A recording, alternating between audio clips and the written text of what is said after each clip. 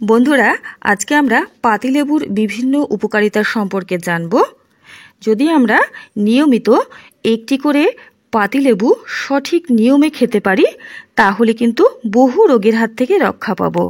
এই পাতিলেবুতে আছে প্রচুর পরিমাণে অ্যান্টিঅক্সিডেন্টস, মিনারেলস, ফাইবার, নানাবিধ ভিটামিনস, যা আমাদের শরীরের পক্ষে ভীষণ প্রয়োজনীয় এবং হিতকারী। পাতিলেবু আমাদের হজম ক্ষমতা বৃদ্ধি করে, কোষ্ঠকাঠিন্য দূর করে, এটি ক্যান্সারকে নিয়ন্ত্রণ করে এবং ডায়াবেটিসকেও নিয়ন্ত্রণ করে থাকে। আমাদের শরীরে রোগ প্রতিরোধ ক্ষমতা বৃদ্ধি করে থাকে পাতিলেবু।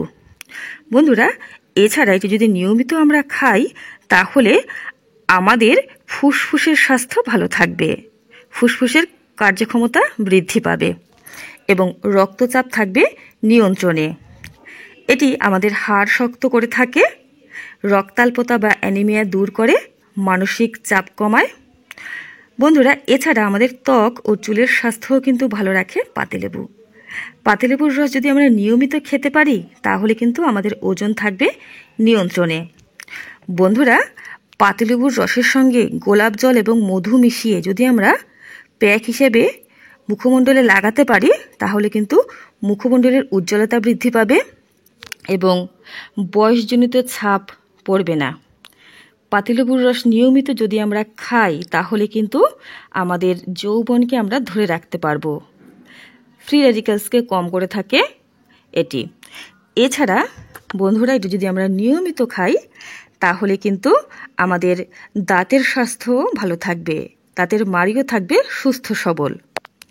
বন্ধুরা, পাতিলেবুর রস আমরা নিয়মিত খাবো, তবে কিভাবে খাবো সেটি আমরা অবশ্যই জানব। ভিডিওটি সম্পূর্ণ দেখুন।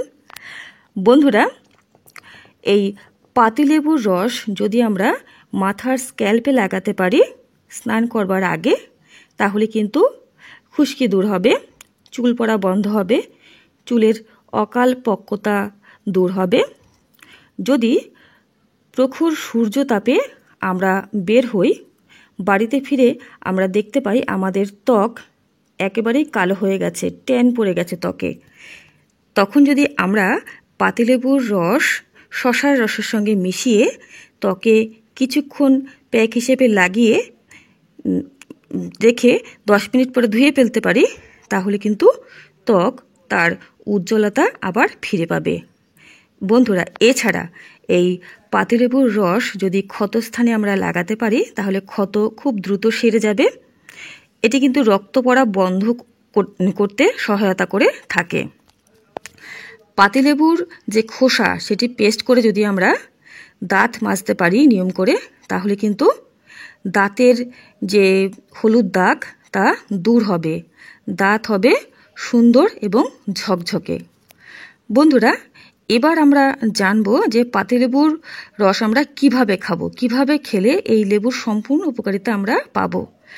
1 গ্লাস জলে একটি লেবু কেটে গুলে খেয়ে নিলাম আর সম্পূর্ণ উপকারিতা আমরা পেয়ে গেলাম, তা কিন্তু নয়। বন্ধুরা, এই লেবুর সম্পূর্ণ উপকারিতা পেতে হলে লেবুটি প্রথমে টুকরো টুকরো করে কাটতে হবে এবং একটি পরিষ্কার পাত্রে লেবুটি আপনারা এই টুকরো করে কেটে নিয়ে তাতে 1 গ্লাস পরিমাণ জল দেবেন এবং 10-15 মিনিট এটি গ্যাসে ফোটাবেন।